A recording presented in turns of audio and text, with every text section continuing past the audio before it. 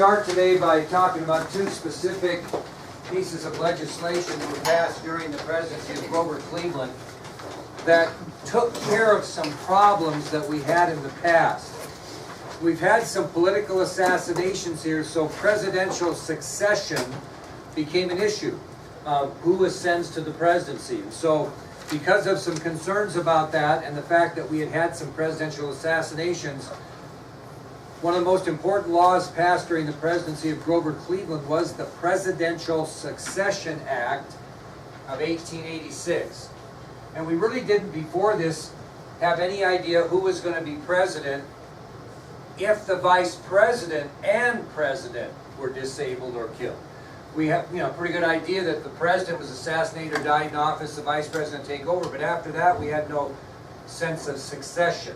So when this law passed, and it's different today, and we'll talk about it, but the law stated that if both the president and the vice president either died or became disabled, that the cabinet members would succeed to the presidency in the order in which they were established way back during the George Washington presidency.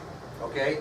So we had no succession. So what the Presidential Succession Act of 1886 stated is that if both the president and the vice president died or became disabled, the cabinet members would succeed to the presidency in the order in which their offices were created. Now, do you remember back in the Washington time, I don't think I told you in which order, but anybody want to guess? You have president, vice president. What was the first cabinet position formed during the Washington presidency? It was behind the vice president. We only had a few. We had a Secretary of State, Secretary of the Treasury, Secretary of War. It was actually Secretary of State. Now that isn't the same today. Okay, today it's different. But as far as the Presidential Succession Act of 1886, it would have been the Secretary of State that would have assumed the presidency of both the president and vice president. Now we'll talk about today. Anybody know who would be president of the United States if both President Trump and Vice President Pence, became disabled or died? Who would be the next one? Who would be the president? Anybody know? What? Who's that? Is that you, Butterfield? I didn't say anything. Who was it? Someone from over there. What'd you say? So I think somebody said it. Say it. Well, it's Nancy Pelosi, I didn't say it. Oh, who said it? That's right. Was it Dominic? Well, geez, take some credit for your intelligence, right? No, Nancy Pelosi would be because she's the Speaker of the House of Representatives. And then that's the next in order. Now, in Wyoming, that would be a scary thought. Matter of fact, I saw Nancy Pelosi just about 2 weeks ago in her office, but she would be the President of the United States. Now think about that. We're off task a little. But you have a Republican President, Donald Trump, that hates Nancy Pelosi with a passion. Well, he'd be dead, so he can... Yeah, but I'm just worried he'd be disabled me. But the point is, you could change from a very Republican, tweeting president, so to speak, to someone that had totally the opposite philosophy of government. That's how that changes. Anybody know who would be next in line? They call it the President Pro Tempore of the Senate.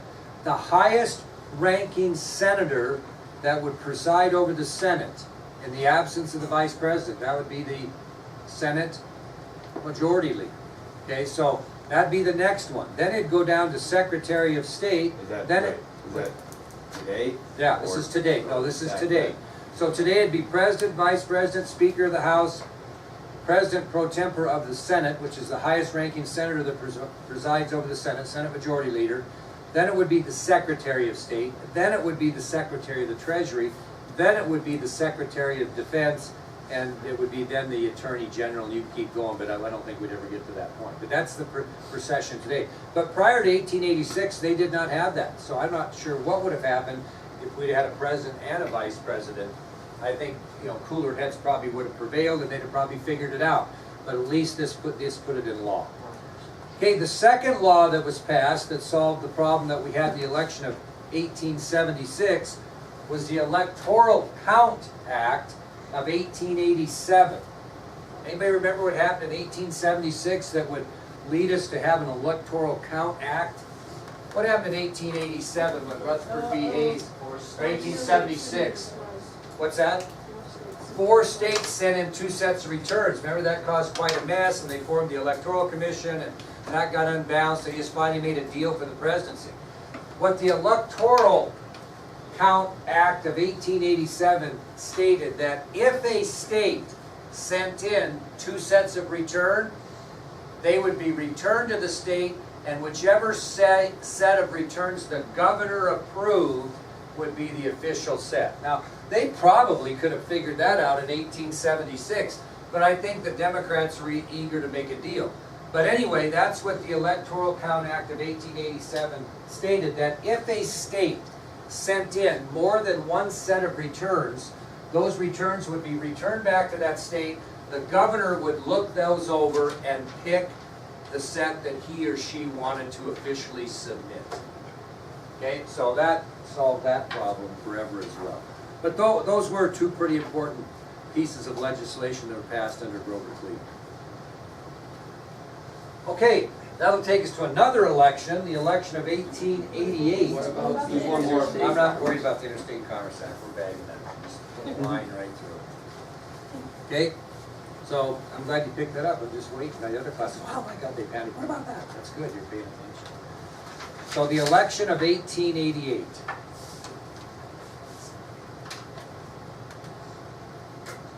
Now this was kind of it wasn't a long election as far as the lecture, but it was kind of interesting. Well, during the election, the Democrats feel good about Grover Cleveland, who's been president, so they nominate him for re-election. And it's fairly unusual when a sitting president that has a decent record ends up not getting the nomination. That'd be unusual. So he gets the nomination, and it is kind of expected that he might be re-elected. Well, the Republican nominee was a fellow by the name of Benjamin Harrison, who actually was the grandson of former President William Henry Harrison. Remember, he was a guy that lasted like 30 days because he gave a really long inauguration speech in the rain and got pneumonia and died. So Benjamin Harrison, the Republican candidate, is going to be the grandson of former President William Henry Harrison. And this was an interesting election that was a little bit like this last one between Hillary Clinton and Donald Trump, because President Cleveland wins the popular vote by over 100,000 votes. Now remember, Hillary Clinton won by over 2 million, but population and voting is different, so I wouldn't say it's exactly comparable, but it's the same philosophy. So President Cleveland wins the popular vote in this election by over 100,000 votes. But he can't carry the Electoral College is what counts, right? So he wins the popular vote by over 100,000, but he's going to lose the election in the Electoral College. And it's a fairly close election.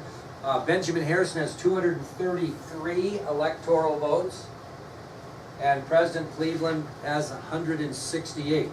So Harrison wins the election by virtue of the Electoral College, 233 electoral votes to that of 168 by President Cleveland. And as a result of the election of 1888, Benjamin Harrison becomes the 23rd President of the United States. It's all right here. Now, do these 2 guys look a little bit alike? They're the same person. So we'll get ahead of ourselves. Benjamin Harrison wins. Grover Cleveland is going to be the first and only president in American history to serve 2 non-consecutive terms. Elected, defeated, elected. Yeah. And then there's always, so what, then we talk about presidents. 1, 2, 3, 4, 5, so you know, we look 16, 17, 18, 19, 20, 21, 22, 23. Is this 24? 25, 26, 27, 28, 29, 30, 31, 32, 33, 34, 35, 36, 37, 39, 40, 41, 42, 43, 44, 45. How many, is he the 45th president? Yeah, so what they've done is they've given Grover Cleveland a couple of presidencies. We'll get, technically he's only the 44th different president. So anyway, what was Harrison hoping in Congress would happen in these elections? So he's elected president. What's he really hoping for, as far as congressional elections in 1888? What does he want? Come on now. What does the new Republican President Harrison want in Congress?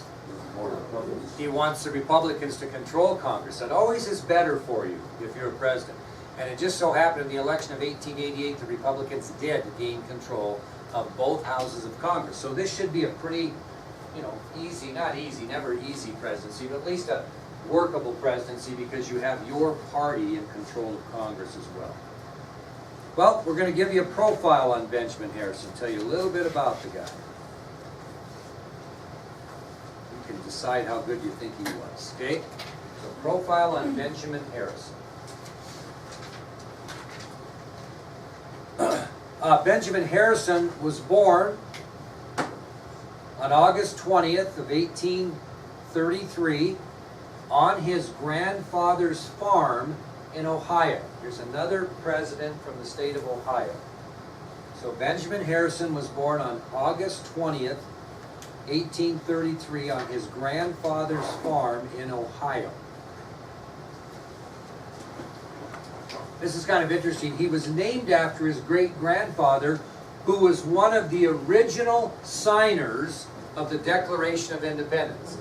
If you go see the Declaration of Independence, you'll see his great-grandfather is one of the original signers of that document. So Benjamin Harrison was named after his great-grandfather, and his great-grandfather was actually one of the original signers of the Declaration of Independence.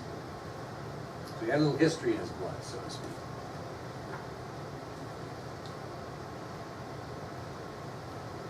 Now, Benjamin Harrison was the second born of 10 children to John and Elizabeth Harrison. Big families, are they not? Pretty big families in these days? And he is the second born of 10 children to John and Elizabeth Harrison.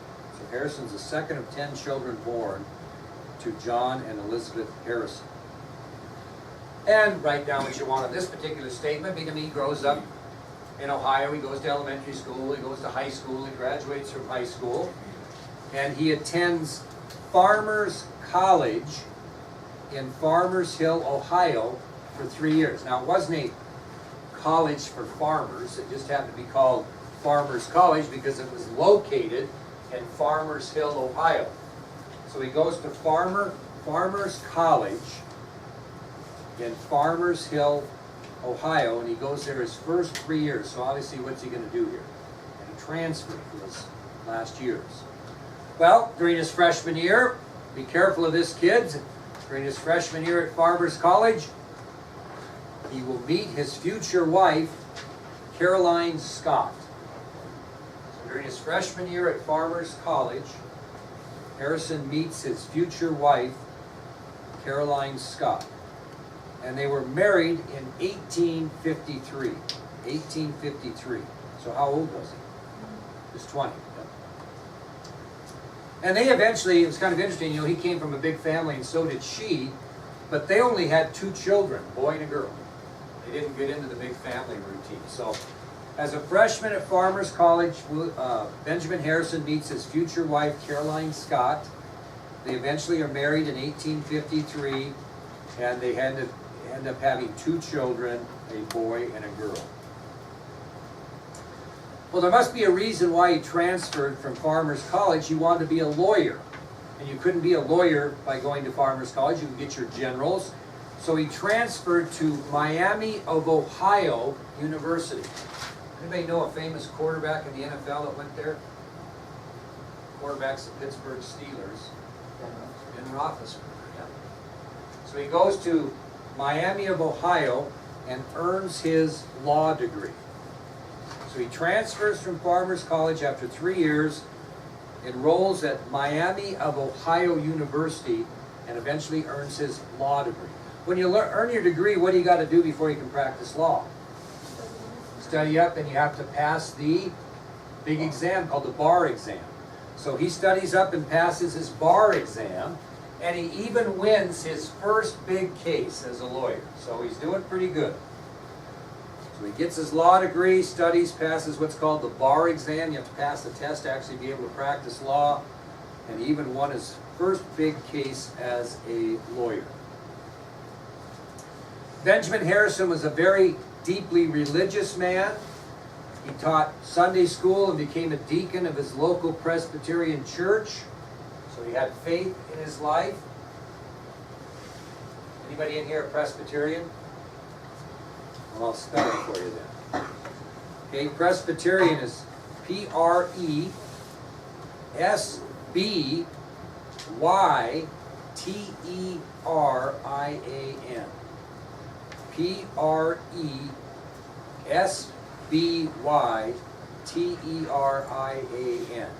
Point being, he's a very religious man, had great faith, taught Sunday school, and even was a deacon of his local Presbyterian church.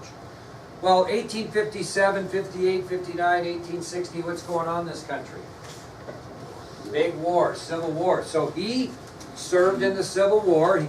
He commanded troops in the Civil War on the Union side. So he served in the Civil War. He also commanded troops in the Civil War on the Union side. His men adored him. He was a great leader, and they gave him a nickname, Little Ben. They called him Little Ben, his men. It wasn't out of disrespect, it was out of tremendous respect. Well, why did they call him Little Ben? The reason is he was only 5'6" tall. 5'6". I think every girl in here is at least 5'6", aren't you? How tall are you? Really, well, he was a little bit taller than you. How tall are you, Dominic? 5'7". Yeah, so about Dominic's size. Well, after his Civil War career, he decided to get into politics, but he ran unsuccessfully for governor of Indiana. So after the Civil War, he decides to get into politics, but runs unsuccessfully for governor of Indiana.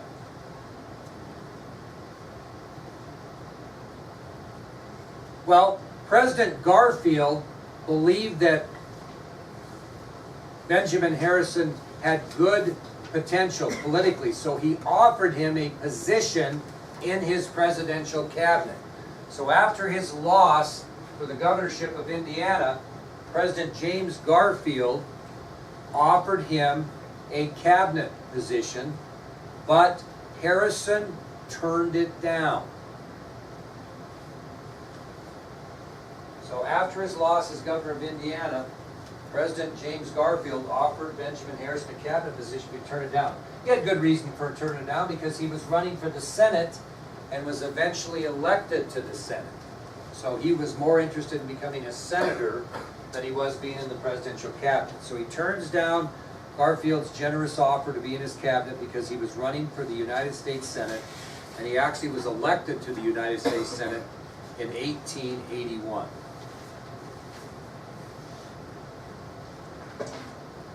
Now, I'm going to give you two important laws that were passed during the administration of Benjamin Harrison. And I think I can make a pretty good example of the first one right here in town. Okay?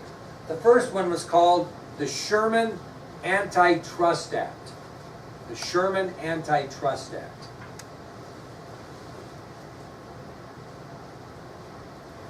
Now, what the Sherman Antitrust Act stated, and I'll give you an example I think you'll understand better, is it outlawed monopolies that hindered trade in the United States. And monopoly can also be called a trust. Okay, so it outlawed monopolies that hindered trade in the United States. Now, what happened here, and I'll explain it locally so you maybe understand it, is small businessmen complained to the federal government because big businesses were forming trusts or monopolies that were running the smaller businesses out of business. And so they looked to the government to control these monopolies so that these big businesses couldn't do that. Now, the best example I can give, and I'm not saying this is a fact, I'm just giving you an example. And I made it seems like I've got deja vu, I've told you this before, but maybe not. Now, again, I'm not criticizing anybody here, I'm just making a point. So I know that when this new O'Reilly's came into town, okay? Everybody remember that? Controversial, because they had trouble getting local contractors to work on their buildings because of loyalties to the other two auto parts store. Am I wrong? You might have some insight on this. And the thought process was, and I'm not saying it's happened, I'm just saying, is that here comes this big company, O'Reilly's, who have stores all over the place, and they're going to come in and monopolize Worland. They're going to build this new place, they're going to lower prices down and lose money like crazy for a year. Everybody's going to come to them. Napa and CarQuest are going to go out of business, the small businesses, and then they're going to raise their prices back up and then some. Now, I'm not saying they did that. I'm just telling you that was the talk around town, and that would be an example of a monopoly, where a big business like they would come in, lower their prices so low that everybody would have no choice in their mind but to go buy from them. The other two businesses go out of business because they can't compete.